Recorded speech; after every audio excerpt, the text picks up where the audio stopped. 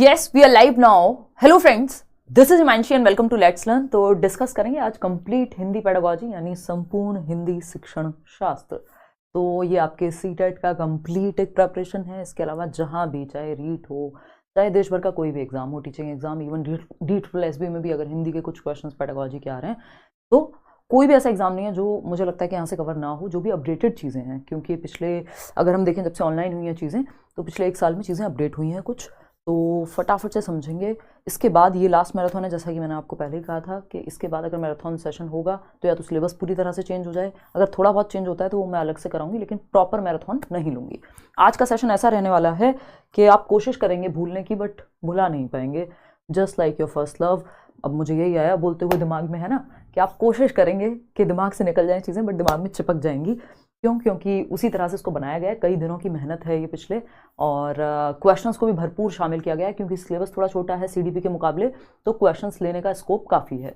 इसके अलावा अगर हम बात करें तो पहले आपने हिंदी पेडागोजी मैराथन्स देखे होंगे, बट ये उससे एक लेवल ऊपर है। ऑफकोर्स जो हमने पास्ट में डिस्कस की हैं चीज़ें, उससे बहुत सारी चीज़ें, मतलब बहुत मज़ा आने वाला है, मतलब अमेजिंग सेशन रहने वाला है। मुझे ये प्रिपेयर करते हुए बहुत मैंने इसको एंजॉय किया, इस प्रिपरेशन को। वो बात अलग है कि आंखों में दर्द हो जाता है, आप पूरे टाइम PPT बनाते हैं, और मुझे खुद से बनाना बहुत पसंद है। मुझे मतलब मैं टीम को नहीं ये काम दे पाती, है ना। ये मेरी लेसन प्लानिंग है और मुझे बहुत पसंद है कि मैं खुद से बनाऊँ।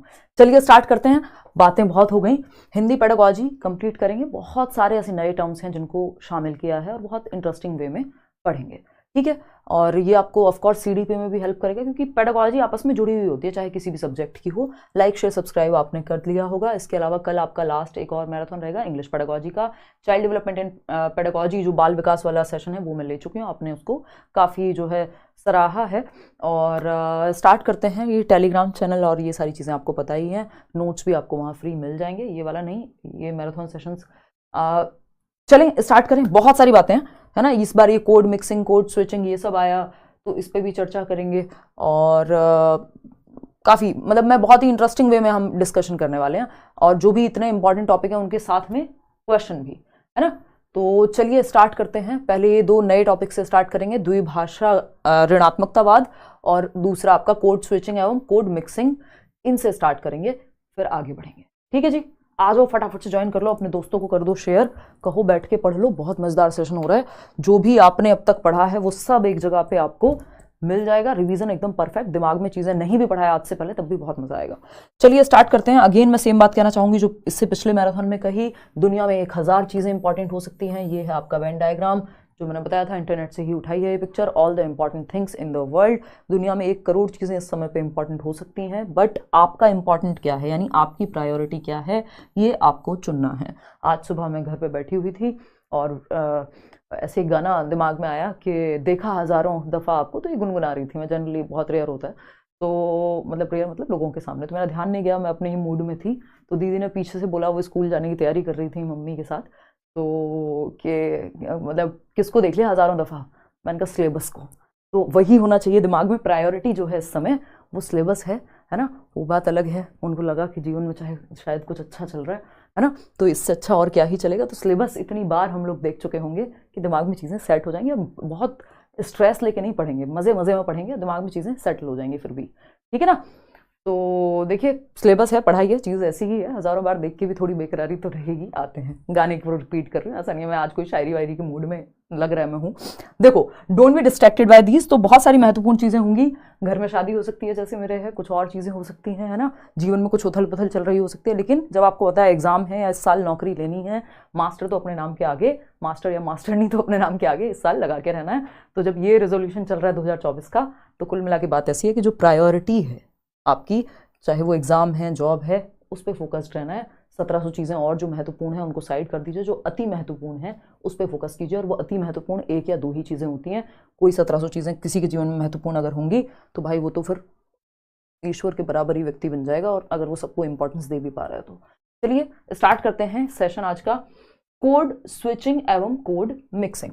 अंत तक बने रहना, एक सीक्वेंस में प्रॉपर मैंने डाला है, ऐसा नहीं है कहीं से भी कुछ भी चीज़ें, है ना। एक सीक्वेंस बने तब तो मज़ा भी आता है, और अगर आप देखेंगे तो पढ़ने में भी मज़ा आएगा। मतलब मैं क्या कहूँ, मतलब ये इसको आप कह लो एकदम स्वयं प्रेम कह लो या PPT प्रेम कह लो, मैं इतनी ज़्यादा इसमें एकदम खोई हुई हूँ कि मुझे ये काफ़ी ज़्यादा पसंद है पीपीटी, तो इसलिए मैं आपको थोड़ा सा दिखाने की कोशिश कर रही हूँ कि हर एक टॉपिक के बाद क्वेश्चंस भी आपके शामिल किए गए हैं और किस क्वेश्चन का किससे कैसे ताल्लुक होना चाहिए, ये सब बातें हम पढ़ने वाले हैं। जो भी ज़रूरी है सब कुछ शामिल किया है इसमें, है ना। ये डबल बन गया सिलेबस एक तरह से, क्योंकि अब हिंदी पेडागोजी इंग्लिश वाला ही ट्रांसलेट होके आने लगा है, और तो मतलब कोई खास अंतर रह नहीं गया है।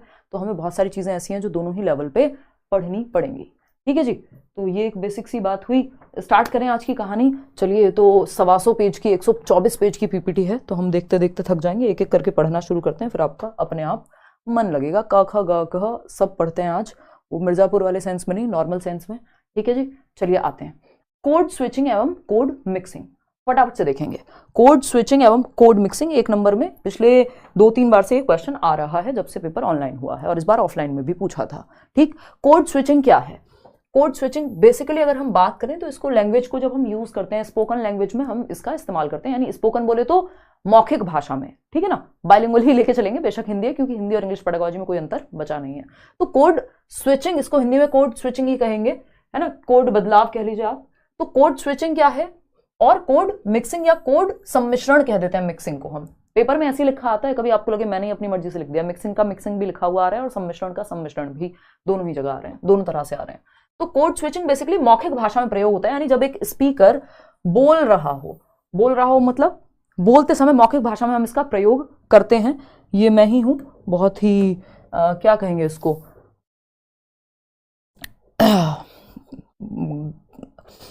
झिंगुर जैसी दिख रही हूँ, आई मीन बहुत ही पतली दिख रही हूँ, है ना। तो ये 2019 की कहानी है, यूट्यूब के किसी इवेंट में। तो अब मान लीजिए अगर मैं यहाँ पे बातचीत कर रही होंगी, ठीक, तो क्या होता है, हम लोग जनरली जो करते हैं हिंदी और इंग्लिश मिक्स कर देते हैं, इंग्लिश बना देते हैं। या मैं और आप अभी बात कर रहे हैं तो 2 भाषाओं का मिश्रण चल रहा है यहाँ पे, है ना। तो ये क्या है? मिक्सिंग है, कोड मिक्सिंग है, यानी 2 भाषाओं के कोड को मिक्स किया जा रहा है।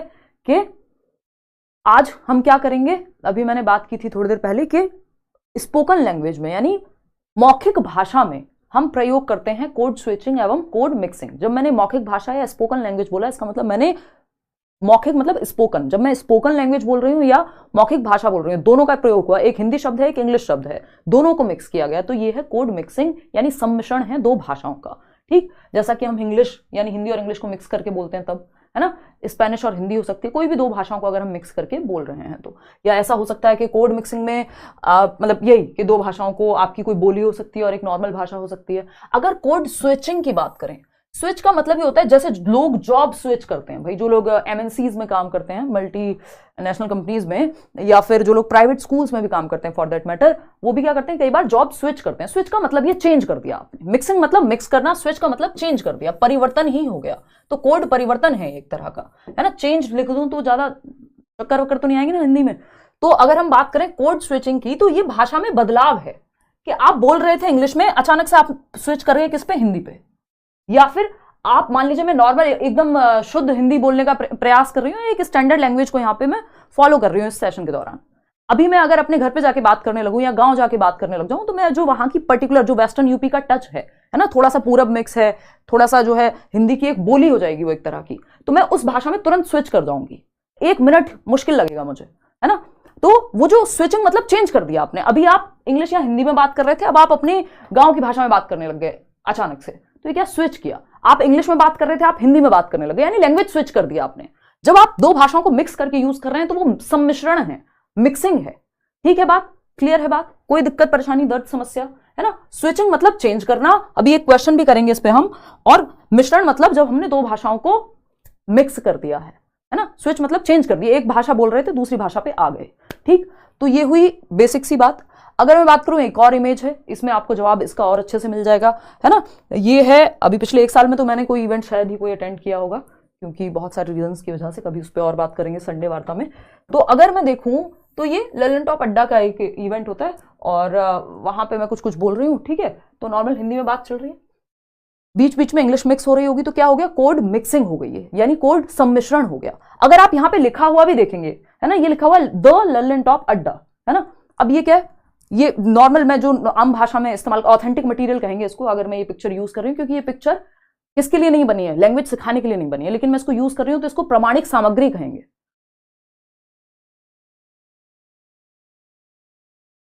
रही हूं तो इसको प्रमाणिक सामग्री कहेंगे। तो आप कई चीजें सीख रहे हैं एक चीज से। प्रमाणिक सामग्री क्या होती है? जो बनी नहीं है लैंग्वेज को सिखाने के लिए, बट हमारे आसपास यूज हो रही है, जिसकी वजह जिसको हम यूज कर सकते हैं क्लासरूम में, भाषा सीख जाएगा व्यक्ति या बच्चा। ठीक, तो ये जो ललन टॉप लिखा हुआ है और फिर अड्डा लिखा हुआ है ना। अब ये क्या हुआ? LT इंग्लिश हो गया और अड्डा क्या हो गया? हिंदी या फारसी, जो भी शब्द होगा अड्डा। तो अगर हम बात करें तो दो भाषाएं मिक्स हैं, तो ये कोड स्विचिंग है कि कोड मिक्सिंग है? This is code mixing. Simple बात है, क्या है ये? कोड मिक्सिंग है, कोड मिक्सिंग। ठीक, कोड मिक्सिंग है।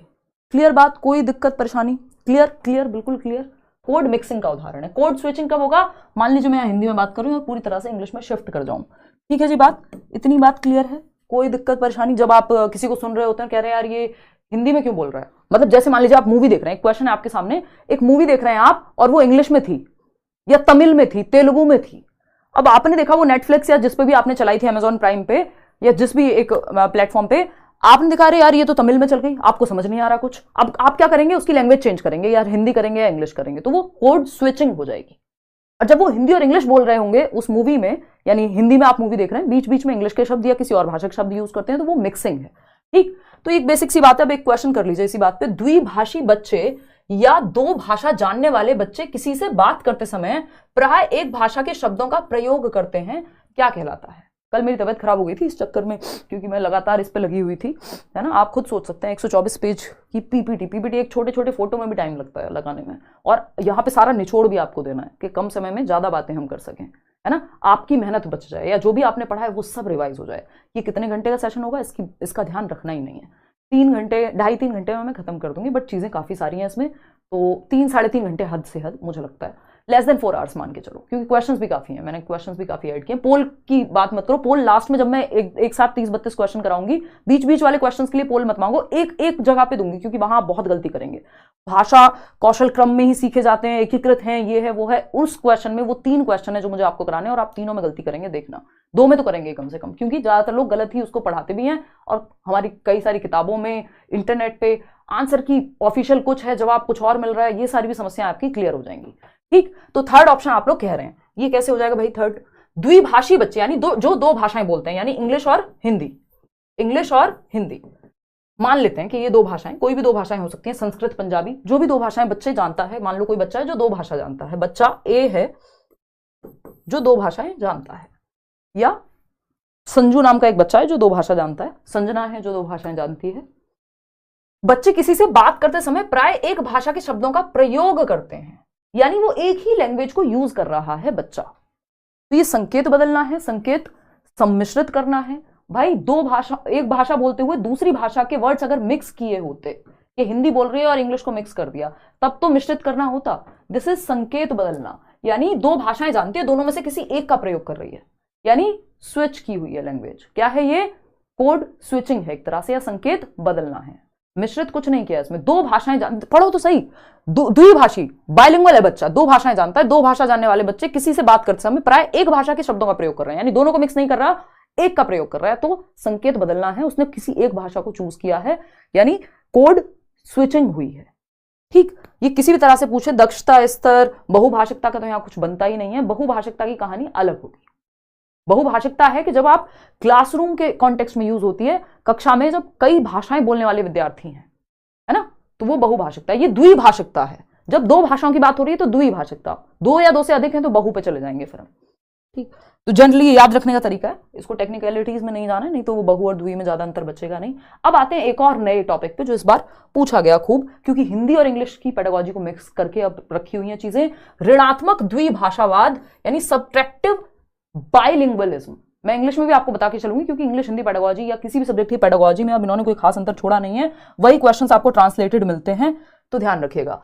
ऋणात्मक मतलब होता है माइनस, सब्ट्रैक्टिव यानी कुछ घटाया गया है ना। धनात्मक मतलब कुछ जोड़ा गया, सिंपल शब्दों से समझना है। सब्ट्रैक्टिव बाइलिंगुअलिज्म यानी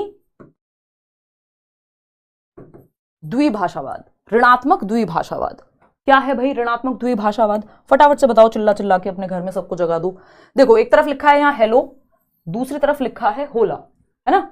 हेलो और होला, होला कौन सा शब्द है? स्पेनिश भाषा का। या बॉन्जोर लिखा हो, फ्रेंच भाषा का शब्द है, ठीक है ना। या शस्त्रीय काल लिखा हो और नमस्ते लिखा हो, तो दो अलग भाषाएं हो गई, ठीक है ना। तो ऋणात्मक द्विभाषावाद क्या है समझते हैं फटाफट से। व्यक्ति की मूल भाषा में धीरे धीरे बदलाव या उपयोग में कमी हो जाती है। यानी आपको हिंदी आती थी, या मान लीजिए मैं गांव में रहती थी तो हिंदी की एक बोली है, ऐसा कुछ नहीं है, मतलब थोड़ा पूर्वी उत्तर प्रदेश की भाषा मान लेते हैं, या आप अपने आसपास कहीं गांव में रहते होंगे, पंजाब से हैं, मान लीजिए आपको पंजाबी आती थी, तो हिंदी आती थी मान लीजिए मुझे, है ना, मैं हिंदी बोलती थी, मूल रूप से मैंने पहले हिंदी सीखी मुख्य रूप से। अब बाद में मैं धीरे धीरे चलो दिल्ली आई गांव से, और क्या हुआ, इंग्लिश सीखी, है ना, इंग्लिश का प्रयोग ज्यादा हो गया, हिंदी का कम हो गया, है ना। इसका मतलब हिंदी क्या हुई, सबट्रैक्ट हुई, माइनस हुई, ऋणात्मकता आई किसमें, हिंदी के प्रयोग में, ठीक है ना। हिंदी के प्रयोग में क्या आई, ऋणात्मकता आई, तो हिंदी का प्रयोग कम हो गया, इंग्लिश का प्रयोग प्लस हो गया, है ना। अब ये कैसे अलग है, और भी चीजें आती हैं, एडिटिव भी होता है एक, वो आगे चल के पढ़ेंगे। तो इंग्लिश का प्रयोग जो है प्लस हो गया और हिंदी का प्रयोग माइनस हो गया। तो अब कई बार क्या होता है, जब इतने साल हो चुके हैं 2011 से, तो अब 11 से और आज 24 आ गया है, तो इतने साल बाद, या एक व्यक्ति है जो भारत में रहता था और अमेरिका चला गया, 20 साल हो गए, हिंदी का प्रयोग धीरे धीरे उसका कम हो गया और उसका प्रयोग इंग्लिश का बढ़ गया। अब वो जब मान लीजिए हिंदी में भी बात करेगा तो उसको दिक्कत होगी, है ना। वो कई बार सोचेगा यार इस शब्द को क्या कहते थे, इसको कैसे समझाऊं, क्योंकि आपकी भाषा क्या हो गई, गांव में हम जनरल राम राम करते हैं, नमस्ते करते हैं। अभी एक आध बार ऐसा हो जाता है कि कभी आप किसी ऐसे व्यक्ति से मिले जो बहुत ज्यादा बूढ़ा भी नहीं है और अचानक से आप मिले तो मुंह से क्या निकलता है, हाय।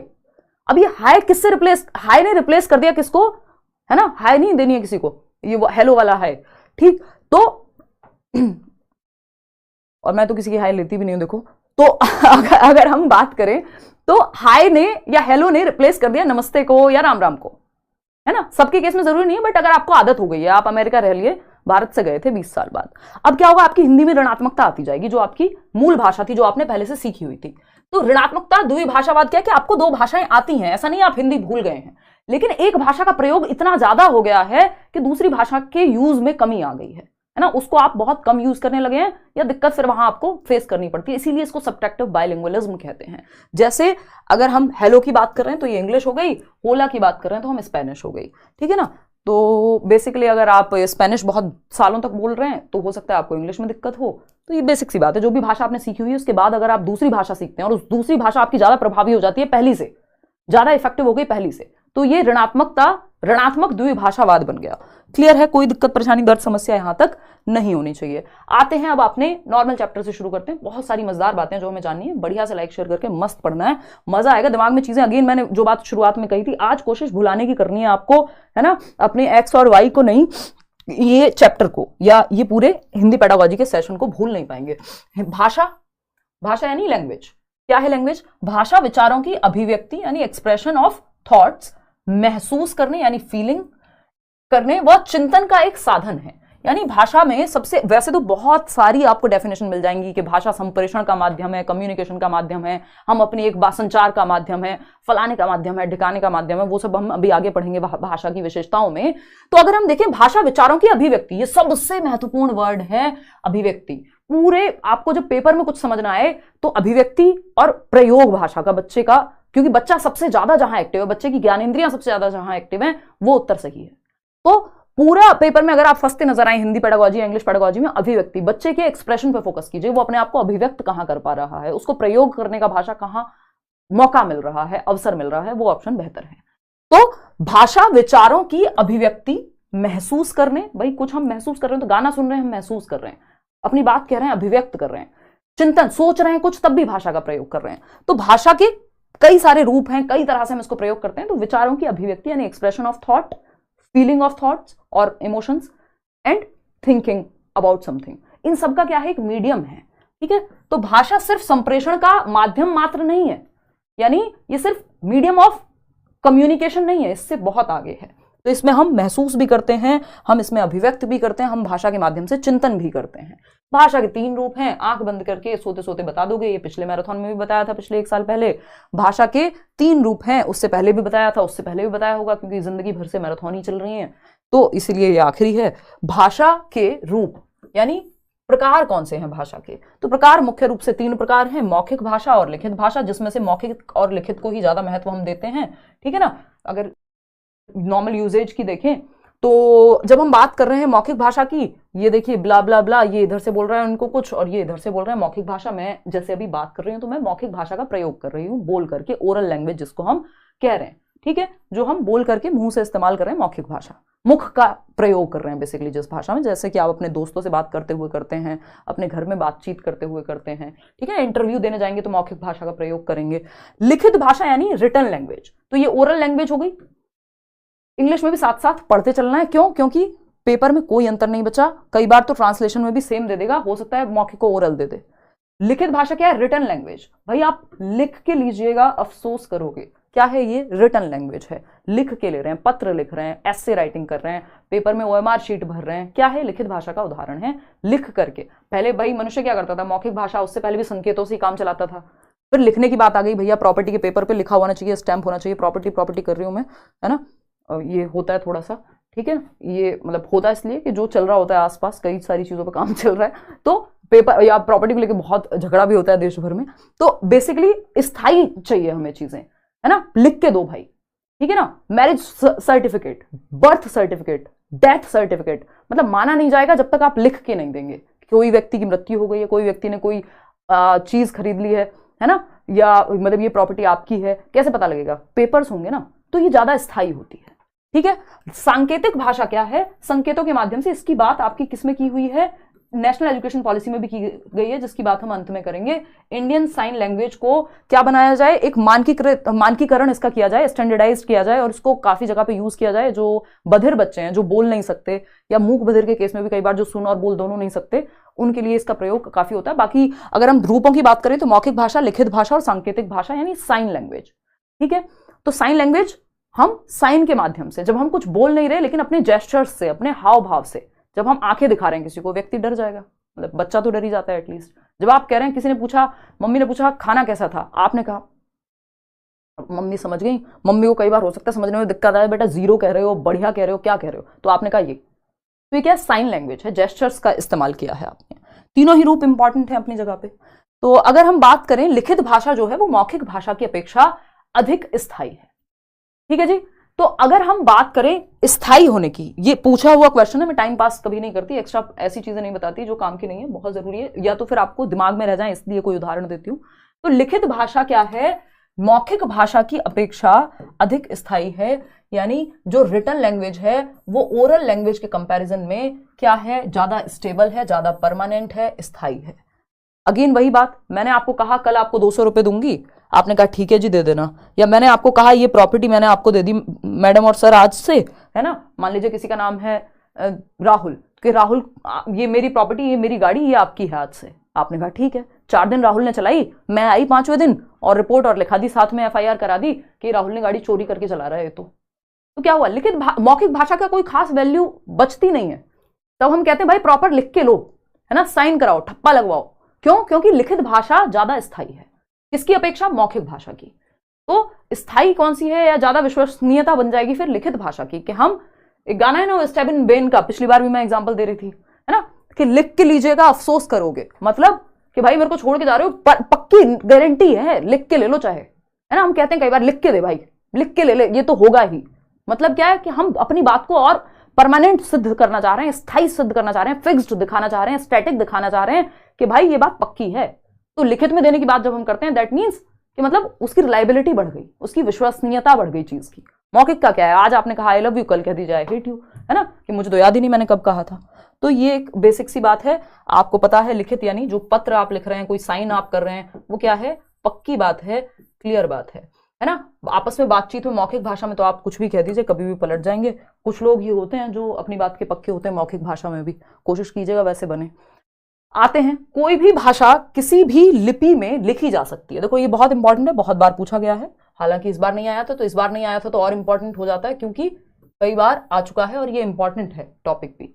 तो कोई भी भाषा किसी भी लिपि में, लिपि क्या है? बेसिकली साधन है या तरीका है, एक स्ट्रक्चर है, ढांचा है, जिसके माध्यम से हम किसी भाषा को लिखते हैं। अलग अलग भाषा की अलग अलग लिपि है। जैसे देवनागरी की अगर हम बात करें तो हिंदी किस में लिखी जाती है? देवनागरी लिपि में लिखी जाती है। लिपि को हम स्क्रिप्ट कहते हैं इंग्लिश में, ठीक। तो देवनागरी स्क्रिप्ट में या देवनागरी लिपि में हिंदी लिखी जाती है, संस्कृत लिखी जाती है, और भी कुछ भाषाएं हैं।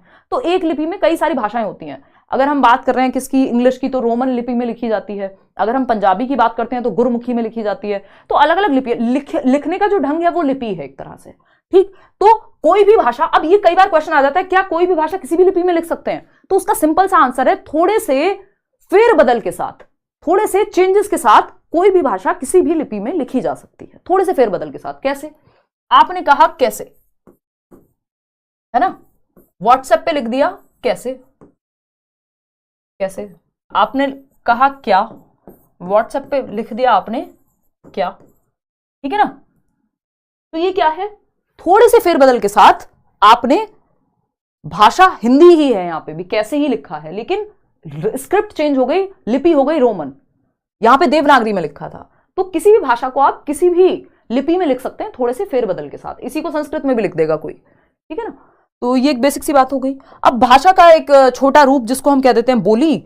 बोली क्या है, हम बोलते हैं भारत में बहुत सारी बोलियां हैं। डायलेक्ट जिसको हम कह देते हैं कि भाई कोस कोस पे पानी बदले और 3 कोस पे वाणी, मतलब बहुत हमारे यहाँ विविधताओं का देश है भारत, तो इसलिए हम बहुभाषिकता की बात कर रहे हैं। इसीलिए हमारे यहाँ पे क्या है, एक राष्ट्रभाषा नहीं है, कोई नेशनल लैंग्वेज नहीं है, राजभाषा है हिंदी, राष्ट्रभाषा नहीं है। क्यों? क्योंकि इतनी विविधता है देश में, पूरे देश में हिंदी बोली नहीं जाती। पूरे देश में एक ही भाषा बोली जा रही हो, ऐसी कई कंट्रीज मिल जाएंगी जहां पे एक ही भाषा बोली जा रही है, इंग्लिश बोली जा रही है तो इंग्लिश ही बोली जा रही है, लेकिन भारत में ऐसा नहीं है। तो भाषा का एक छोटा रूप हो गया बोली।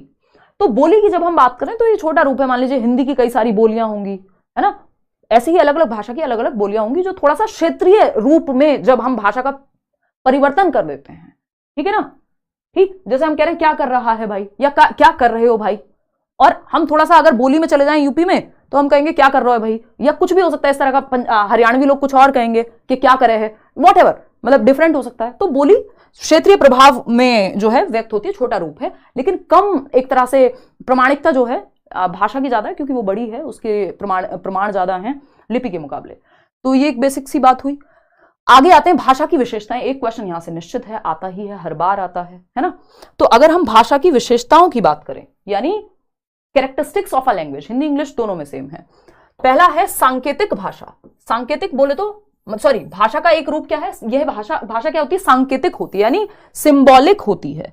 ये सब सिंबल्स ही तो हैं जिसके माध्यम से क ख ग या जो भी हम लिख रहे हैं क्या है, संकेत ही तो है। सिंबल्स का इसमें प्रयोग होता है भाषा में, कोई भी भाषा है तो सांकेतिक होती है, संकेतों का प्रयोग यानी सिंबल्स का प्रयोग उसमें होता है। फिर आता है व्यवस्थित है, यानी एक व्यवस्था है, एक प्रॉपर सिस्टम है, रूल गवर्न्ड होती है, यानी एक प्रॉपर स्ट्रक्चर, एक संरचना फॉलो करती है भाषा। एक इसमें नियम कायदे कानून होगा, कौन सा कहां पे कौन सा, जब हम प्रेजेंट की यानी वर्तमान की बात कर रहे हैं, या हम बात करेंगे कल को किसकी, फ्यूचर की यानी भविष्य की बात करेंगे, या हम पास्ट यानी जो बीत चुका है अगर हम उसकी बात कर रहे हैं, तो ये सब क्या है, हमें पता होता है कि हम था यूज कर रहे हैं, यानी व्यवस्था है एक प्रॉपर, है ना, सिस्टम है एक प्रॉपर, किसका, लैंग्वेज का। तो हम ये कहेंगे, और इसको हम सिस्टम ऑफ सिस्टम्स भी कह देते हैं। जो अभी नए तरीके से क्वेश्चन आ रहा है वो हिंदी और इंग्लिश पेडागोजी दोनों के लिए महत्वपूर्ण है कि language is a system of systems या रूल गवर्न्ड सिस्टम है। मैं यहां लिख देती हूँ दोनों ही बातें। लैंग्वेज क्या है, रूल गवर्न्ड होती है, यानी प्रॉपर इसमें रूल्स होते हैं। ईडी लगाया है, क्यों लगाया है, क्योंकि रूल है। तो ये क्या है, एक व्यवस्था के आधारित अधीन है, या व्यवस्थाओं की व्यवस्था है, प्रणालियों की प्रणाली है, सिस्टम ऑफ सिस्टम्स, यानी कई सारी प्रणालियां इसमें आएंगी, सिस्टम ऑफ सिस्टम्स, प्रॉपर इसमें सिस्टम्स जो है वो फॉलो होती हैं, व्यवस्था होती है, नियम कायदे कानून सब है भाषा में, रूल गवर्न्ड बॉडी है। ठीक, स्वच्छंद है भाषा, इसमें बहुत कंफ्यूज होते हैं आप लोग, पता नहीं क्यों, और ये कई बार बता चुकी हूं, पुरानी बात हो गई अब तो। ये स्वच्छंद मतलब इंडिपेंडेंट ऑफ कैसे लिखी जाती है, मैं हिंदी इंग्लिश का प्रयोग थोड़ा कम करती हूं। स्वच्छंद यानी स्वतंत्रता है इसमें, यादृच्छिक भी बोलते हैं इसको, क्या बोलते हैं, यादृच्छिक भी बोलते हैं कि भाषा क्या है, यादृच्छिक है या स्वतंत्र है। ये कई बार आ चुका है, इंपॉर्टेंट है ये सारे पॉइंट्स, मैंने एक्स्ट्रा पॉइंट तो लिखे ही नहीं है जो बार बार इन्हीं से समझ में आ जाएंगे। स्वच्छंद मतलब यादृच्छिक है, स्वतंत्र है भाषा, जैसी लिखी जाती है और जो इसका मतलब होता है आपस में कोई ताल्लुक नहीं है ना। आप कैमल को देख के ये नहीं बता पाएंगे कि कैमल इतनी बड़ी चीज होती होगी, है ना, या कैट लिखा हुआ है तो जरूरी नहीं है कि कैट एक छोटा ही जानवर होगा, या वेल लिखा हुआ है, WHAL वेल, है ना, वेल लिखा हुआ है, या मछली लिखा हुआ है, तो कोई ताल्लुक नहीं है असली मछली का और लिखी हुई मछली का। हमारा जो मन करता है हमने जोड़ दिया शब्दों से, तो वो तो हमने अब इतनी बार पढ़ लिया है कि हमारे दिमाग में सेट हो गया कि हाँ मछली मतलब दिमाग में तुरंत इमेज आ जाएगी। अदरवाइज ऐसा नहीं है कि कोई मीनिंग एसोसिएटेड है। यानी सॉरी, जैसी लिखी जाती है उसका कोई आंतरिक मीनिंग नहीं है किसी भी शब्द का। तो ये स्वतंत्र है, अपनी एक सिंबॉलिक जो है प्रॉपर एक गवर्न बॉडी बना दी है हमने। लेकिन जो लिखा जा रहा है, यानी इसको हम पेन क्यों कहते हैं, या पेन अगर हम लिख रहे हैं या पेंसिल लिख रहे हैं, तो ऐसा थोड़ी इस पेंसिल में कहीं कुछ लिखा हुआ है कि पेंसिल है तो ये पेंसिल ने कहा है कि मुझे पेंसिल कहो। पेंसिल को आप टब कहते हैं अगर जिंदगी भर से, तो टब हो जाता है। तो ये तो हमारे ऊपर है ना कि हम इस बॉटल को बॉटल कह रहे हैं, बाइक कहते हैं मान लो, तो इसका नाम बाइक हो जाता। तो यानी भाषा का जो लिखी जा रही है या जो भाषा है जो बोली जा रही है, उसका लिखने का और किसी चीज का कोई खास ताल्लुक नहीं है। ये इंडिपेंडेंट होते हैं, इनेट मीनिंग नहीं होता, कोई इनेट कोई रिलेशन नहीं होता। जैसा लिखा जाता है और जो उसका मीनिंग होता है वो इंडिपेंडेंट है ना। तो आपको पता नहीं लगेगा कि जब हम याक कह रहे हैं, YAK याक अंग्रेजी में, तो ये याक बहुत मोटा सा कुछ होता होगा। याक दिखने में तो छोटा लग रहा है, तो आपस में कोई रिलेशन नहीं होता। जो लिखा जाता है और कोई मतलब होता है, आपस में कोई मतलब नहीं है उस चीज का। जैसे अगर मैं देखूं बहुत ही इंटरेस्टिंग बात, भाई माउस, ये भी माउस है और जो चूहा होता है वो भी माउस है। तो ऐसा कोई फिक्स थोड़ी कि माउस सिर्फ यही माउस है, तो ये इंडिपेंडेंट है। अगर हम बात करें परिवर्तनशील होने की, यानी भाषा क्या है, परिवर्तनशील है, डायनामिक है। बहुत पूछा जाता है भाषा क्या है, डायनामिक है, चेंजेबल है, परिवर्तनशील है, इसमें परिवर्तन होते रहते हैं। हर साल हम सुनते हैं ऑक्सफोर्ड डिक्शनरी में इतने शब्द जुड़ गए, इतने शब्द हट गए। ये क्या है, परिवर्तनशील है। भाषा समय के साथ, समाज के साथ, काल के साथ बदलती रहती है। आज से 100 साल पहले जो भाषा बोली जाती थी आज नहीं बोली जाती है। आज जो भाषा बोली जाती है आज से 100 साल बाद नहीं बोली जाएगी। या अगर हम देखें जिस भाषा का प्रयोग पहले मूवीज में होता था वो भी आज की मूवीज में बदल चुकी है। पहली मूवीज आप देखोगे या रामायण अगर आप देखोगे तो आपको एक अलग प्रकार की हिंदी मिलेगी, और आज अगर आप कोई हिंदी में कुछ देख रहे हो, सुन रहे हो, तो वो थोड़ी डिफरेंट है। तो समय काल के साथ, यानी समय बदलता है, समाज बदलता है, संस्कृति बदलती है, तो भाषा में भी परिवर्तन होता ही है। नए शब्द भी जुड़ते हैं और पुराने हटते भी हैं कई बार। तो ये सारी चीजें, यानी परिवर्तन होता रहता है भाषा में। भाषा कोई स्थिर चीज नहीं है या फिक्स्ड नहीं है ना। एक नंबर का क्वेश्चन है सीधा सीधा, भाषा क्या नहीं है, संकेतों के माध्यम से लिखी जाती है लेकिन स्थिर नहीं है, फिक्स्ड नहीं है कि भाषा एक बार जो हो गई वही हो गई, उसमें कोई परिवर्तन नहीं होगा, ऐसा कोई जरूरी नहीं है। इसमें भी कितने सारे परिवर्तन है। हम कहते हैं ब्रिटिश इंग्लिश अलग है, अमेरिकन इंग्लिश अलग है, वहां प्रोनाउंसिएशन उच्चारण अलग हो रहा है सेम वर्ड का। ठीक, भाषा क्या है, सामाजिक है, बहुत महत्वपूर्ण है। भाषा क्या है, सामाजिक है। ये माना जाता है कि जो बच्चे जॉइंट फैमिली में रहते हैं, उनकी भाषा पे पकड़ बेहतर हो जाती है। क्यों? क्योंकि जितना बड़ा समाज या जितने लोग आसपास होंगे, क्योंकि भाषा एक वैक्यूम में, शून्य में जन्म नहीं लेती। भाषा के लिए क्या चाहिए, समाज चाहिए, सामाजिक अंतःक्रिया चाहिए, सोशल इंटरेक्शन चाहिए, जो कौन कहता है, वाइगॉस्की भी कहते हैं। तो समाज, और कई बार ऑप्शन, अभी मैं आगे क्वेश्चन कराऊंगी भी लास्ट में कि सबसे महत्वपूर्ण क्या है, तो कई बार ऐसे ऑप्शंस होते हैं जिसमें सबसे महत्वपूर्ण सामाजिक अंतःक्रिया ही होती है, क्योंकि बच्चा वहां एक्टिव है। जब मैं और आप बात कर रहे हैं, एक बच्चा जब जन्म लेता है और उससे जब से बात करना शुरू कर देते हैं, रिश्तेदार मिलने आते हैं, तब यार ये कितना प्यारा बच्चा है, बच्चों को समझ नहीं आ रहा, लेकिन बात तो वहीं से शुरू हो गई, सामाजिक अंतःक्रिया वहीं से शुरू हो गई। ठीक, शिक्षा का माध्यम है, यानी जो एजुकेशन हम ले रहे हैं वो शिक्षा का मतलब मीडियम ऑफ इंस्ट्रक्शन है या मीडियम ऑफ एजुकेशन है। मैं और आप बात नहीं कर पाते या इतने अच्छे से नहीं समझ पाते यदि आज हमारे बीच भाषा नहीं होती। हम गाने सुन के इतना एंजॉय करते हैं, हम हिस्ट्री पढ़ के इतना एंजॉय करते हैं कई बार, जिसको जिस चीज में इंटरेस्ट है ना। हम इवन इंस्टाग्राम पे जो रील भी देख रहा है वहां भी तो भाषा का ही प्रयोग है। तो क्लासरूम से यानी शिक्षा से लेके, मनोरंजन से लेके, ऐसा कौन सा पक्ष है जहां भाषा नहीं है? ठीक है ना। इवन कहते हैं कि भाषा क्या है, सभी विषयों के केंद्र में है, लैंग्वेज अक्रॉस करिकुलम, उस पर भी आएंगे। तो सभ्यता एवं संस्कृति का वाहक या संस्कृति की वाहक, यानी जो आपकी सिविलाइजेशन एंड कल्चर है, जो आपकी संस्कृति है, आपके यहाँ कौन से गीत चल रहे हैं, फोक डांस कौन सा है, आपके यहाँ कौन सी पेंटिंग्स चलती हैं, या मधुबनी की अगर हम बात करें, रामायण महाभारत, या क्या हमारा पहनावा है, ये सब चीजें भी तो भाषा के माध्यम से, चाहे वो मौखिक भाषा हो, चाहे वो लिखित भाषा हो, हमारे ग्रंथों में लिखी हो, चाहे वो आपकी सांकेतिक भाषा हो। उस समय पे लोग मान लो कोई प्रिंट करके चले गए, कहीं पे किसी गुफा पे कुछ बना दिया, तो उससे हम आइडिया लगा रहे हैं आज तक कि भाई ये कहा गया होगा। तो सभ्यता एवं संस्कृति की भी वाहक है, एक जनरेशन से, एक पीढ़ी से दूसरी पीढ़ी में लेके जाती है हमारी सभ्यता और संस्कृति को। ठीक है ना। तो ये एक बेसिक सी बात है। तो ये सारी विशेषताएं हैं किसकी, भाषा की। अब एक क्वेश्चन आपके सामने है, भाषा डैश है,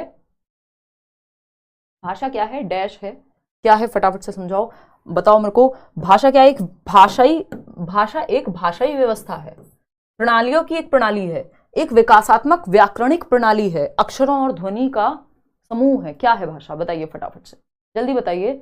स्पीड उतनी तेज नहीं रखेंगे कि समझ ना आए। कोई कह रहा है हम मधुबनी से हैं, बलिया से हैं, अच्छा ठीक है, आपस में बात करते रहना। बहुत सारी इंपॉर्टेंट चीजें अभी जो हमें करनी है, बहुत मजा आएगा आज के सेशन में, मतलब मैं बहुत एक्साइटेड हूँ इस सेशन को लेके। भाषा क्या है? प्रणालियों की एक प्रणाली है। ये इंग्लिश में भी आया, ये हिंदी में भी आया। Language is system of systems, या it is a rule governed system. कोई पूछ रहा था कि क्या हम हिंदी की तरफ देख सकते हैं दूसरी लैंग्वेज, हालांकि ये मैं परसों बताऊंगी जब हम डिस्कस करेंगे। कल इंग्लिश पेडागोजी करेंगे और परसों हम डिस्कस करेंगे पेपर अटेम्प्ट कैसे करना है, ताकि मैक्सिमम नंबर आप निकाल के ला सकें। तो अगर ऐसा होता है कि ट्रांसलेटेड है, लैंग्वेज 1 लैंग्वेज 2 दोनों सेम है, तो किसी को अगर हिंदी में दिक्कत होती है तो वो देख सकता है, लेकिन आपको ये मेक श्योर करना पड़ेगा कि दोनों सेम दिए हुए हैं पेपर में। प्रणालियों की एक प्रणाली है, सिंपल बात। अब कुछ महत्वपूर्ण बिंदु हैं, फटाफट से पढ़ेंगे, है ना, बहुत ही महत्वपूर्ण है ये, क्योंकि एक क्वेश्चन जरूर आता है।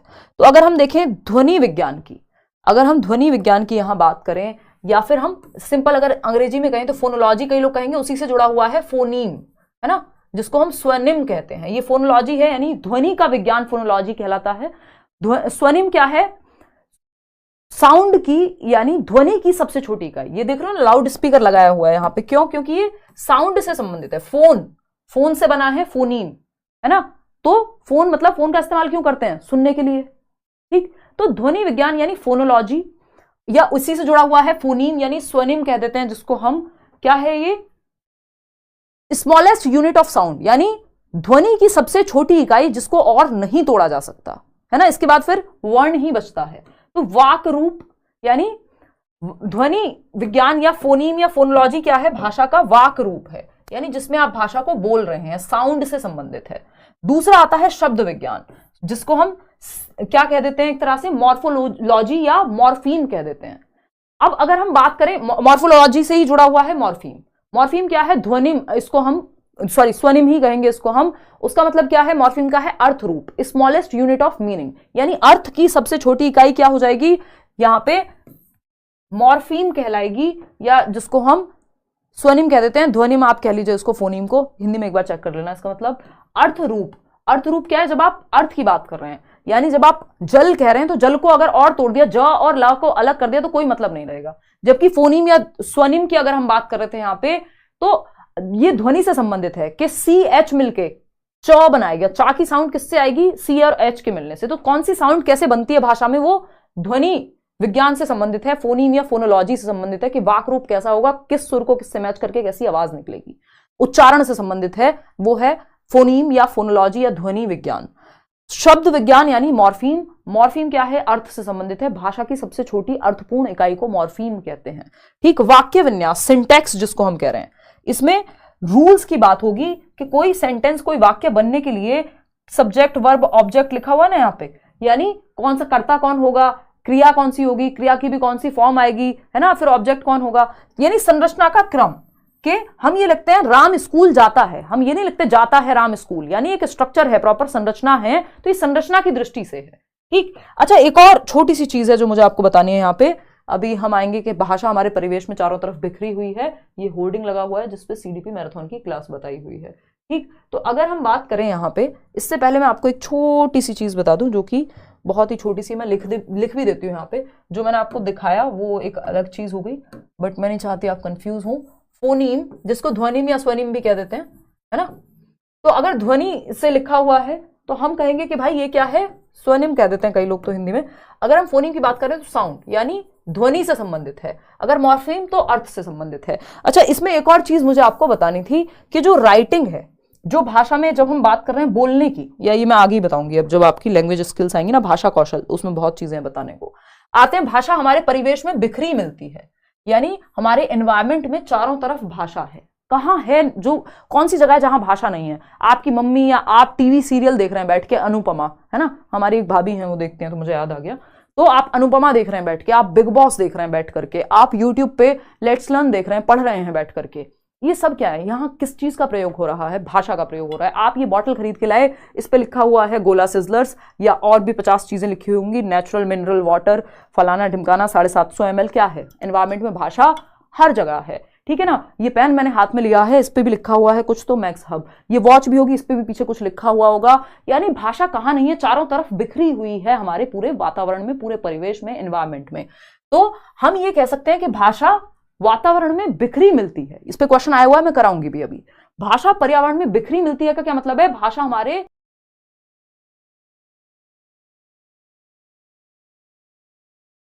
चारों ओर है ना, चारों ओर है। तो हमें भाषा सीखने के लिए क्या करना है? हमें सिंपल सा काम करना है, परिचित परिवेश मुहैया कराना है बच्चे को, यानी ऐसा परिवेश जो फैमिलियर एनवायरनमेंट हो। बच्चा भाषा अपने आप सीख जाता है। मैंने और आपने भाषा कैसे सीखी है, हमारी भाषा कैसे बेहतर हुई है? अगर हमने घर पे बोलना सीखा, वो बोलते बोलते हम ठीक करते गए, फिर सीखते गए, ऐसे कर करके हमने भाषा सीख ली आसपास से अर्जित करके। फिर जब हमने स्कूल जाके भाषा सीखी, तो जैसे ही जब से मुझे पढ़ना आया है, बचपन से मुझे याद है, बहुत छोटी थी मैं तब से, और आपके अंदर भी ये बात होगी, ऐसा नहीं कोई स्पेशल खास बात है, कॉमन चीज है ये, कि जैसे हम पढ़ना सीखते हैं, हम आसपास हर एक होर्डिंग पे देखते हैं क्या लिखा है ना। हम टीवी में अगर सबटाइटल चल रहा हो तो पढ़ते हैं क्या लिखा है, तो वो एक क्यूरियोसिटी होती है, हर तरफ हम पढ़ रहे होते हैं फिर जैसे हम पढ़ना सीखते हैं। ठीक, तो अगर मैं बात करूं तो भाषा चारों तरफ है, और इससे क्या होता है, हमारी भाषा को और एक तरह से परिपक्वता मिलती है, हम कहेंगे महारत हासिल होती है हमारे अंदर, और क्लैरिटी आती है, स्पष्टता आती है, भाषा को अच्छे से समझ पाते हैं। तो एक तो भाषा को आसपास जब भाषा है, इसका मतलब परिचित परिवेश दो, तो बच्चा अपने आप भाषा सीख जाएगा। फैमिलियर एनवायरनमेंट, जो भी भाषा सिखाना चाहते हैं, इंग्लिश, हिंदी, संस्कृत, वैसा माहौल दे दो। ठीक, दूसरा क्या है, प्रिंट समृद्ध परिवेश या प्रिंट रिच एनवायरनमेंट कहते हैं, यानी चारों तरफ क्लासेस में भी आप देखते हैं क्या होता है, आसपास बिल्डिंग एज लर्निंग एड बोलते हैं उसको, बाला, है ना। तो बाला में क्या बताया गया है कि नीचे भी फर्श पे भी कुछ बना हुआ है। अब बच्चा गेट खोल रहा है स्कूल का, तो उस पे टेबल लिखे हुए हैं, पहाड़े यानी हिंदी की कविताएं लिखी हुई हैं दीवारों पे। तो बिल्डिंग यहाँ पे लर्निंग एड का काम कर रही है, यानी समृद्ध परिवेश है, चारों तरफ कहीं डिबेट चल रहा है, कहीं डिस्कशन चल रहा है ना, कभी अंताक्षरी खेल रहे हैं बच्चे। तो ये प्रिंट समृद्ध परिवेश हमको चाहिए, जहां आसपास प्रिंटेड मटीरियल हो भाषा के लिए। ठीक, तो अब ये आपका टीवी में भी आप देख रहे हैं, तो भी भाषा टीवी में चारों तरफ कैसे है, जब आप रेडियो सुन रहे हैं, एफएम सुन रहे हैं, आप टीवी देख रहे हैं, आप न्यूज़पेपर पढ़ रहे हैं, आप फोन चला रहे हैं, कहाँ नहीं है भाषा? तो भाषा हमारे चारों ओर है। ये होर्डिंग की अगर हम बात करें, आप कोई एडवर्टीजमेंट देख रहे हैं, यानी कोई प्रचार देख रहे हैं, कोई घर पे पैम्फलेट डाल के चला गया, फलाना इंटरनेट लगवा लो, वो भी क्या है, भाषा तो उसमें भी है। तो भाषा हमारे चारों ओर बिखरी हुई है। तो इसलिए बच्चों को प्रिंट समृद्ध वातावरण, ताकि वो बच्चा भाषा जल्दी सीख पाए, और परिचित परिवेश, जो भी भाषा आप सिखाना चाह रहे हैं। तो एक सिंपल सा क्वेश्चन है, सॉल्व करके दिखाओ फटाफट से। भाषा हमारे परिवेश में बिखरी मिलती है, यह कथन किस पर लागू नहीं होता? फटाफट से जवाब दो। कोई कह रहा वीडियो सही नहीं चल रहा, सही चल रहा है यार, यहां से तो कोई दिक्कत नहीं है। कोई कह रहा जैकेट पे क्या गलत स्पेलिंग लिखी है? हाँ बिल्कुल सही बोल रहे हो, ये पिछले साल आया था, तो वो हमारे जो प्रिंट करते हैं उनके यहाँ हो गया होगा मिस्टेक, तो ये चेंज करवाने की फुर्सत आज तक नहीं मिली है। ये बस आपका चेक करने के लिए कि आप स्पेलिंग चेक कर पा रहे हैं या नहीं। ये लर्नर की स्पेलिंग गड़बड़ है, इस पर बिल्कुल सही बोला आपने, जिन्होंने भी पहचाना। सी ऑप्शन कह रहे हैं, एक मिनट रुकना, अभी तो कहानी शुरू हुई है, भूल के दिखाना आज का सेशन। देखो एक बार, भाषा हमारे परिवेश में बिखरी हुई मिलती है, इसका कथन किस पे लागू नहीं होता? इस बात का किससे ताल्लुक नहीं है? अखबार से, अभी तो बताया था, न्यूज़पेपर आसपास है, हमारे चारों ओर ही तो है ये सब चीजें। आप गए गोलगप्पे लेने, आप गए, गोलगप्पे तो खैर क्या ही देगा, क्या लेने जाओगे जिसको अखबार में दे कोई भी, बताओ फटाफट, क्या समोसा लेने गए आप, है ना, समोसा खाते खाते एक न्यूज़पेपर के उस टुकड़े पे दिया था अखबार के, और आपने खाते खाते और पढ़ने लग गए। मुझे तो बड़ा मजा आता है, मतलब समोसा नहीं, कोई भी चीज अगर आसपास है तो पढ़ना तो निश्चित है, उस पर जो भी लिखा हुआ है। तो अखबार बिल्कुल आसपास है ना, परिवेश में बिखरी हुई भाषा का ही उदाहरण है। विज्ञापन, अभी मैंने बताया था, एडवर्टीजमेंट, चाहे वो न्यूज़पेपर में आ रहे हैं, टीवी में आ रहे हैं, भाषा वहां पे भी है, तो ये भी परिवेश से है। हाँ, भेलपुरी बहुत बढ़िया, जलेबी, सब अपनी अपनी, यार पानी आ जाएगा मुंह में, अभी मैंने लंच भी नहीं किया, देखो लंच बोल रही हूँ मैं, डिनर भी नहीं किया है। देखो एक बार, साइन बोर्ड, साइन बोर्ड क्या है? अभी मैंने दिखाया आपको वो होर्डिंग जो था, जिसपे आप शहर में जाते हैं, चारों तरफ कुछ कुछ लिखा हुआ होता है, फलाने जी आ रहे हैं, नुमाइश लगने वाली है। अगर हम बात करें छोटे शहरों की, या मतलब मेरे को तो बुलंदशहर का याद है, यहाँ दिल्ली में तो आसपास कम ही दिखता है ना, कि भाई जो है आपकी एग्जीबिशन लगने वाली है, तो बोर्ड लगे हुए हैं, कोई नई मूवी आई हुई है तो दीवारों पर चिपकी हुई है चीजें, तो साइन बोर्ड भी आसपास ही बिखरे हुए होते हैं। ये भी भाषा परिवेश में बिखरी हुए का ही उदाहरण है। लेकिन भाषा प्रयोगशाला, देखिए परिवेश में बिखरी हुई का मतलब है जहां आप भाषा सीखने के लिए भाषा नहीं सीख रहे हैं, आप बस आसपास है और आप भाषा देख देख के सीख जा रहे हैं, चाहे वो प्रिंट रिच एनवायरनमेंट हो, चाहे कुछ और हो। लेकिन भाषा प्रयोगशाला यानी लैंग्वेज लैब या लैंग्वेज की क्लासरूम, या कोई स्पोकन इंग्लिश सीखने के लिए आप किसी बैच में ज्वाइन कर रहे हैं, है ना, आप कहीं जा रहे हैं भाषा सीखने के लिए, ब्रिटिश काउंसिल जा रहे हैं, कहीं भी जा रहे हैं जहां पे भी लैंग्वेज सिखाई जाती है, चाहे हिंदी हो, इंग्लिश हो, संस्कृत हो, तो वहां पे वो भाषा सिखाने की पर्टिकुलर जगह है, स्पेसिफिक विशिष्ट जगह है जहां भाषा सिखाने के लिए वो जगह बनी है। जबकि परिवेश में बिखरी हुई का मतलब है आपको भाषा सिखाने के लिए न्यूज़पेपर नहीं लिखा जा रहा, लेकिन आप आसपास भाषा सीख ले रहे हैं। जहां भी आप खड़े होते हैं भाषा चारों तरफ है, भाषा सीखने नहीं गए फिर भी आप भाषा सीख रहे हैं। वो है परिवेश में बिखरी हुई भाषा। लेकिन जहां प्रॉपर भाषा ही सिखाई जा रही है उसको परिवेश में बिखरी हुई भाषा थोड़ी कहेंगे। वो तो कंट्रोल्ड एनवायरनमेंट है जो भाषा को सिखाने के लिए बनाया गया है, चाहे वो लैंग्वेज क्लासरूम हो, चाहे वो आपका प्रयोगशाला हो, चाहे वो आपका जहां पे आप स्पोकन लैंग्वेज सीख रहे हैं वो हो, है ना। या मान लीजिए अभी वो मूवी आई थी ना डंकी, तो कोई आइल्स की कोचिंग लेने गया हुआ है तो वो प्रयोगशाला या क्लासरूम में है, तो वो परिवेश में बिखरी हुई भाषा नहीं है, वो प्रॉपर आप भाषा सीखने गए। तो भाषा प्रयोगशाला ये एक उदाहरण नहीं है। एक और क्वेश्चन आपको अभी मैंने इसका उदाहरण भी दिया था, संयुक्त परिवारों में बच्चों का भाषा विकास अपेक्षाकृत बेहतर होता है, इसका आधार है। यानी जो जॉइंट फैमिलीज हैं भाई, एक तो हम न्यूक्लियर फैमिली कह रहे हैं जहां माँ बाप और बच्चे हैं। संयुक्त परिवार क्या है, जहां दादा दादी चाचा ताऊ ताई सब हैं, है ना, बड़ा सा परिवार है। ठीक है, मैंने एक्सपीरियंस किया हुआ है ये बचपन में। तो संयुक्त परिवारों में बच्चों का भाषा विकास अपेक्षाकृत बेहतर होता है, यानी कंपैरेटिवली बेहतर होता है। भाई भाषा को प्रयोग करने के जितने मौके मिलेंगे उतना बढ़िया आपका भाषा प्रयोग हो जाएगा, उतनी बढ़िया आपकी भाषा हो जाएगी। जो लोग डिबेट में डिस्कशन में बचपन से शामिल होते हैं उनकी भाषा पे पकड़ अच्छी होती है। ठीक है ना। तो संयुक्त परिवार में, क्योंकि अभी मैंने बताया था भाषा शून्य में विकसित नहीं होती, जीरो यानी वैक्यूम में। एक बच्चा पैदा हुआ उसको रूम में बंद कर दिया भाषा आ जाएगी, नहीं, अंतः क्रिया तो करनी पड़ेगी, नहीं तो मोगली की भाषा आएगी। अगर जंगल में छोड़ दोगे तो वहां की भाषा, क्योंकि वैसा समाज है वहां पे, है ना। मोगली मूवी देखिए ना। तो अगर हम बात करें संयुक्त परिवारों में बच्चे भाषा विकास उनका थोड़ा सा बेहतर होता है, क्योंकि लोग ज्यादा हैं, उनको अवसर ज्यादा मिल रहे हैं बातचीत के, सुनने के। दादी अलग कहानी सुना रही है, नानी के पास जा रहे हैं वहां अलग कहानियां सुन रहे हैं, कभी अंताक्षरी खेल रहे हैं, कभी कुछ और कर रहे हैं, है ना। तो इस तरह के मौके वहां मिल रहे हैं। तो ये क्या है, बड़ों की परिपक्व भाषा, क्योंकि बड़े बहुत परिपक्व भाषा बोलते हैं। जरूरी नहीं है, हो सकता है वहां सही हिंदी भी ना बोली जा रही हो, कोई बोली बोली जाती हो, तो ऐसा तो जरूरी नहीं है। बच्चों द्वारा बड़ों का अनुकरण यानी इमिटेशन इसलिए बेहतर होता है। तो अनुकरण तो जहां दो लोग हैं घर में, माँ बाप ही हैं सिर्फ, वहां पे भी इमिटेशन तो नकल तो वहां भी कर लेगा बच्चा। और ऐसा किसने कह दिया कि जहां कम लोग हैं वहां भाषा परिपक्व नहीं होगी। परस्पर अंतःक्रिया, ये एकदम फैक्ट है कि जो सोशल इंटरेक्शन है वो बेहतर होता है। ज्यादा लोगों से बातचीत का मौका मिलेगा, ज्यादा लोगों की डांट खाने का मौका मिलेगा, ज्यादा लोगों की सेवा करने का मौका मिलेगा, है ना।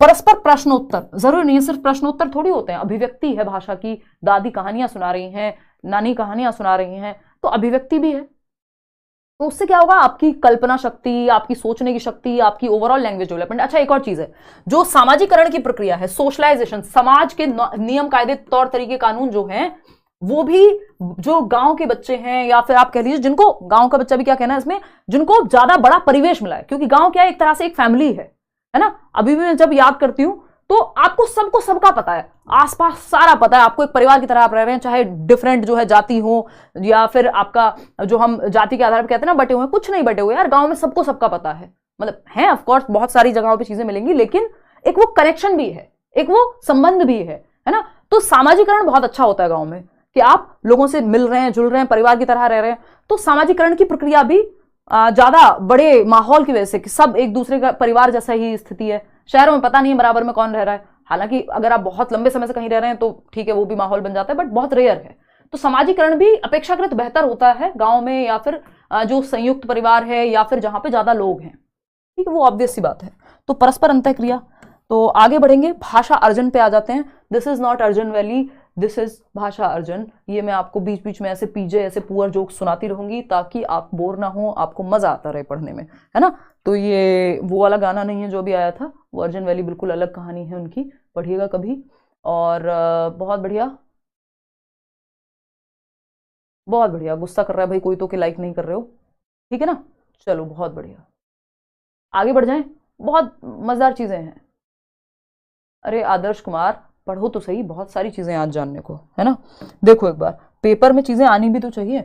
भाषा अर्जन की अगर हम बात कर रहे हैं तो लैंग्वेज एक्विजिशन, अब हम इसको हिंदी में कह देते हैं। अब लैंग्वेज एक्विजिशन क्या है भाई, जो हम एक्वायर करते हैं। एक्वायर करने में क्या है, आपने सृजन अर्जित किया है। अर्जन मतलब अर्जित किया है, जिसको हम इनहेरिटेंस भी कह देते हैं, विरासत में मिली है आपको। क्या प्रॉपर्टी, प्रॉपर्टी तो जिसको मिली होगी, लेकिन भाषा भी विरासत में मिलती है हमें, क्योंकि हम आसपास से कई बार क्या कर लेते हैं, अर्जित कर लेते हैं उसको, बिना स्कूल जाए, बिना कोई व्याकरण पढ़े, कोई किताब पढ़े, कोई टीचर के बिना हमें भाषा बोलनी आती है। जब 3 साल का बच्चा या 6 साल का बच्चा स्कूल जा रहा है तो उसको अपनी मातृभाषा में अपनी बात को कहने की इनफ उसके पास क्षमता होती है। ये क्वेश्चन भी आया हुआ है, क्यों? क्योंकि उसने भाषा को अर्जित किया है। तो नॉम चॉम्स्की भी कहते हैं, हालांकि हम आगे पढ़ेंगे, कि हमारे अंदर आंतरिक क्षमता है मनुष्यों में कि हम भाषा को अपने परिवेश से अर्जित कर लेते हैं, समेट लेते हैं, इकट्ठा कर लेते हैं, है ना। तो जब बच्चा पैदा हुआ है, जब से यही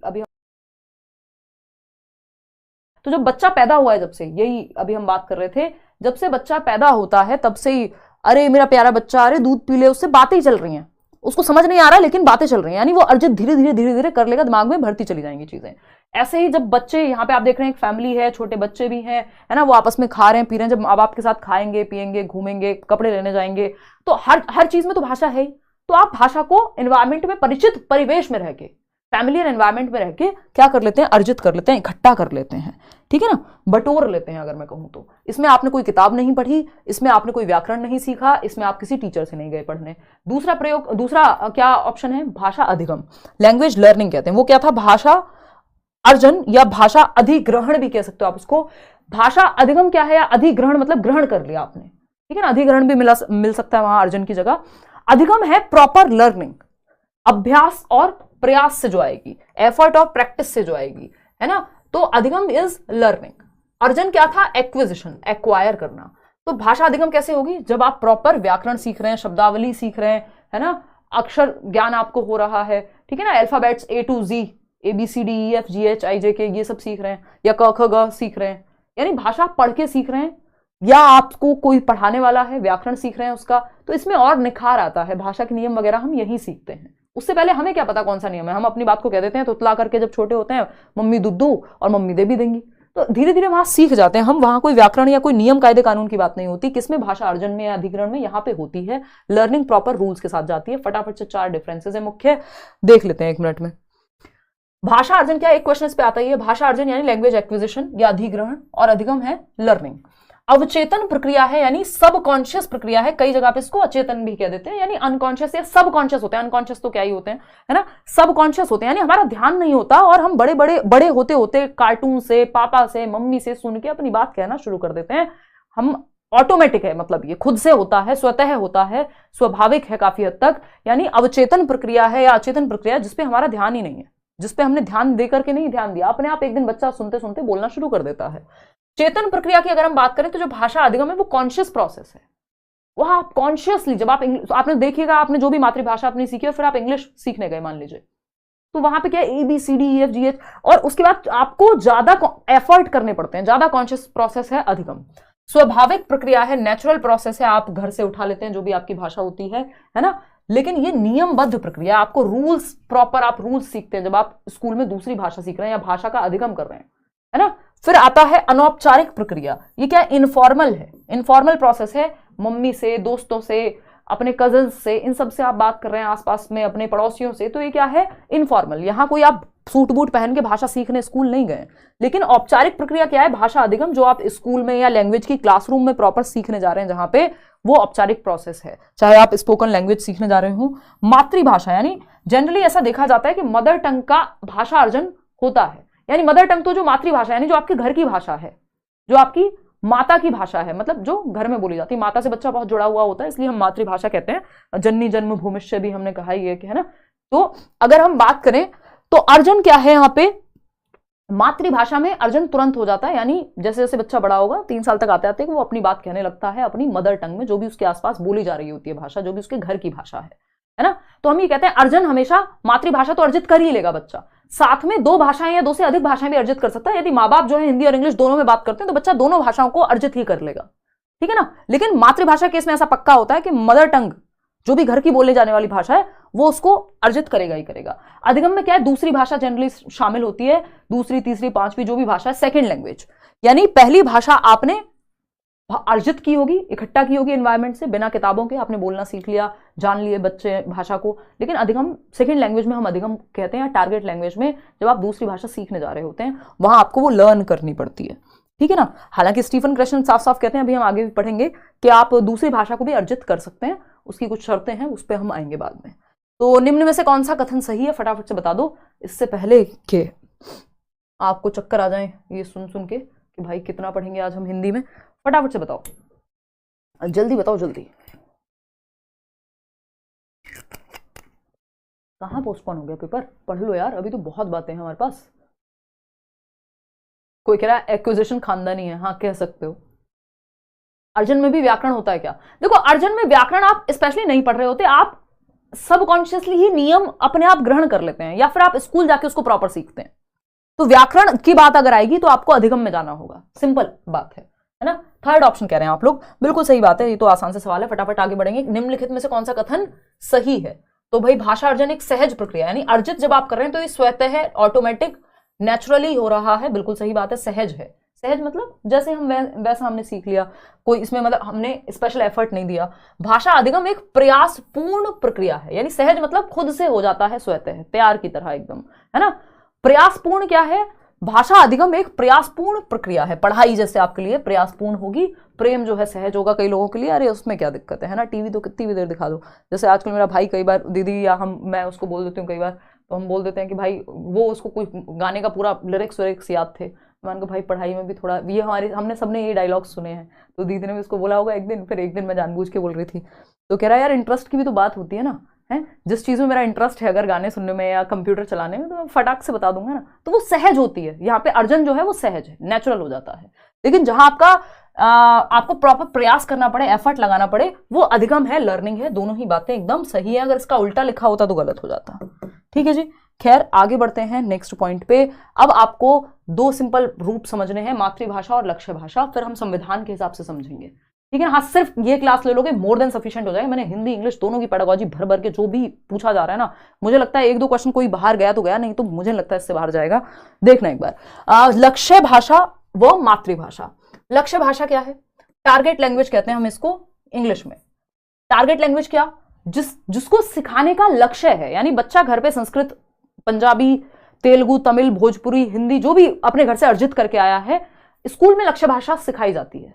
सेकेंड लैंग्वेज होती है जनरली L2, जिसको हम कह देते हैं, L2 भी क्या, सेकेंड लैंग्वेज ही कहना, दूसरी भाषा या लैंग्वेज 2 भी कह सकते हो। हाँ, तो ये द्वितीय भाषा होती है जनरली, जिसको आप लक्ष्य भाषा की तरह सिखाते हो। यानी स्कूल में टारगेट लैंग्वेज इंग्लिश हो सकती है, फ्रेंच हो सकती है, जो भी लैंग्वेज को सिखाने का लक्ष्य रखा गया है वो लक्ष्य भाषा है। मातृभाषा क्या है? मातृभाषा जो आप घर से ऑलरेडी अर्जित करके आए हो, वो आपकी घर पे बोले जाने वाली भाषा है, माता की भाषा है आपकी, है ना, माता की भाषा है, मदर टंग जिसको हम कहते हैं। हमारे एक टीचर थे, अभी तो बहुत टाइम से टच में नहीं, काफ़ी ओल्ड एज हो गई उनकी, डॉक्टर DN भट्ट, इंग्लिश पढ़ाते थे हमको, और बहुत ही बढ़िया, मतलब उनकी वजह से जो है अच्छे नंबर आए थे अंग्रेजी में 90 12वीं में, और मतलब हमारे लिए वो अच्छे थे। तो अगर हम बात करें यहाँ पे, तो वो यही कहा करते थे कि मदर टंग का मतलब वो नहीं होता कि माँ की जीभ लाल है, बहुत ही टीचर्स मारते हैं, पुअर जो क्रैक करते हैं, है ना, तो कि मदर टंग का मतलब, किसी ने पूछा मदर टंग क्या है, उसने कहा रेड, तो माँ की जीभ जो है वो लाल, ये कलर, टंग लिटरली कलर की बात नहीं हो रही है, माँ की भाषा की बात हो रही है। मदर टंग मतलब मातृभाषा, English is a funny language, तो मदर टंग यानी मातृभाषा। मातृभाषा वो जो आपके घर पे बोली जाती है। तो सिंपल बात है, जो फर्स्ट लैंग्वेज होती है आपकी, पहली भाषा जो है वो मातृभाषा होगी सामान्य तौर पे, और जो दूसरी भाषा है, या वो दूसरी, तीसरी, पांचवी जो भी है, वो लक्ष्य भाषा में चली जाएगी। ठीक, चलिए खैर थोड़ा बहुत हंसी मजाक बीच बीच में होते रहना चाहिए। आगे बढ़ते हैं, आते हैं भारतीय संविधान के अनुसार। अब हमने क्या पढ़ लिया अब तक? हमने पढ़ लिया भाषा के ये प्रकार हैं कि भाई एक आपका सांकेतिक होती है भाषा, मौखिक होती है, और क्या होती है आपकी रिटन लैंग्वेज होती है, रिटन जो है यानी लिखित भाषा ज़्यादा स्थायी होती है। फिर हमने पढ़ लिया लक्ष्य भाषा, यानी जिस भाषा को हम सीखना चाह रहे हैं स्कूल में जाकर के या जहाँ पे भी जाकर के, और दूसरी है मातृभाषा जो हमें घर से सीख के आए हैं, वो लक्ष्य रखने की उसको जरूरत नहीं है। भारतीय संविधान के अनुसार अलग स्थिति है। अभी हमने मातृभाषा पढ़ा, हमने लक्ष्य भाषा पढ़ा, लेकिन संविधान की अगर हम माने तो हिंदी का स्थान क्या है? भारत की राजभाषा क्या है? हिंदी है। हिंदी राष्ट्रभाषा नहीं, हम बचपन से सुनते हुए बड़े होते हैं, और कई बार हमें कंफ्यूजन रहता है कि हिंदी तो भाई हमारी नेशनल लैंग्वेज है, राष्ट्रभाषा है। राष्ट्रभाषा अनफॉर्चुनेटली बन नहीं पाई थी हिंदी, है ना, उसके कुछ तो कलेश हो गए थे 1963 में, फिर ये एक्ट आया, उसके बाद और चीजें हुई, और फिर एक और भी रीजन रहा कि भारत ऐसा देश है जहां विविधताओं का देश है ना। अभी बताया कोस पे पानी बदले, 3 कोस पे वाणी, यानी हर 3 कोस में कुछ होते होंगे, 1.5 किलोमीटर होता है आई थिंक एक कोस में, तो वो हर 3 माइल पे या कोस पे क्या है, भाषा बदल जाती है। हर एक गांव से दूसरे गांव में ही भाषा में अंतर आ जाएगा, हर 3 किलोमीटर पे लैंग्वेज चेंज मिल जाएगी। तो भारत में कोई एक भाषा ऐसी है नहीं जो पूरे देश में बोली जा रही हो। अभी आप साउथ में जाएंगे तो वहां तमिल है, पंजाब में जाएंगे पंजाबी है, हरियाणा में जाएंगे वहां हरियाणवी में अलग तरह की चीजें चल रही होंगी, है ना, भोजपुरी है बिहार में, तो अलग अलग स्टेट्स में अलग अलग भाषाएं बोली जा रही हैं। तो बहुभाषी देश है भारत जो है, जहां बहुभाषा यानी मल्टीपल लैंग्वेजेस बोली जाती हैं या पढ़ी जाती हैं। तो इसलिए कोई एक भाषा नहीं है, राष्ट्रभाषा वो होती है जो पूरे राष्ट्र में बोली जाए, तो ऐसी कोई भी भाषा यहाँ पे नहीं है हमारे पास भारत में। तो इसलिए हिंदी को क्या बनाया गया, भारत की राजभाषा बनाया गया, ऑफिशियल लैंग्वेज बनाया गया। और ये कौन सा एक्ट है जिसमें ऑफिशियल लैंग्वेज बनाया गया, कोई बताना चाहेगा फटाफट से, जल्दी से बताओ, ऑफिशियल लैंग्वेज किसके तहत बनाया गया? ऑफिशियल लैंग्वेज बनाया गया, एक एक्ट आया था ओला। बिल्कुल बिल्कुल, बहुत बड़े सत्य, इसका मतलब आप पुराने विद्यार्थी हैं, है ना। ओला, या तो आप वो होंगे जो आजकल कमेंट करते रहते हैं ना, पुरानी सारे मैराथन के नीचे में जाके चेक करती हूँ तो दिखता है मेरे को, है ना, कि 2024 में कौन कौन पढ़ रहा है। बहुत बढ़िया यार, बढ़िया, आप लोगों का एंथुजियाज्म बहुत बढ़िया है, मजा आता है टीचर्स को भी काम करने में। फिर ओला मतलब ऑफिशियल लैंग्वेज एक्ट, यानी ऑफिशियल मतलब राजकीय भाषा अधिनियम कह लो आप इसको। ये 1963 में आया था, 1963 में, जिसके तहत हिंदी को भारत की राजभाषा यानी ऑफिशियल लैंग्वेज, और इंग्लिश को, वो हम कल इंग्लिश पेडागोजी के मैराथन में पढ़ेंगे, एसोसिएट सह राजकीय भाषा बनाया गया था, ठीक है ना। तो वो एक अलग कहानी है 1963 में। अब हिंदी की अगर हम बात कर रहे हैं, आर्टिकल 343 ए के अनुच्छेद 343(1) के तहत हम ये कहते हैं कि हिंदी जो है वो 8वीं अनुसूची में जो 22 भाषाओं का जिक्र हुआ है 8th शेड्यूल में कॉन्स्टिट्यूशन के, तो 343(1) के तहत अगर आर्टिकल पूछे तो 343(1) पूछा जा चुका है प्रीवियसली, तो ऐसा मत सोचना कि मैं वही कह रही हूं आपको। तो राजभाषा है भारत की, यानी राजकीय काम जो भी है हमारे वो हिंदी में होंगे, और जहां पे जरूरत पड़ेगी हम इंग्लिश का भी सहारा लेंगे, इसीलिए वो एसोसिएट ऑफिशियल लैंग्वेज है। तो कई राज्यों में क्या है कि इंग्लिश में काम होता है कई सारे, या कोर्ट्स की अगर हम बात कर लें तो इंग्लिश में काम होते हैं।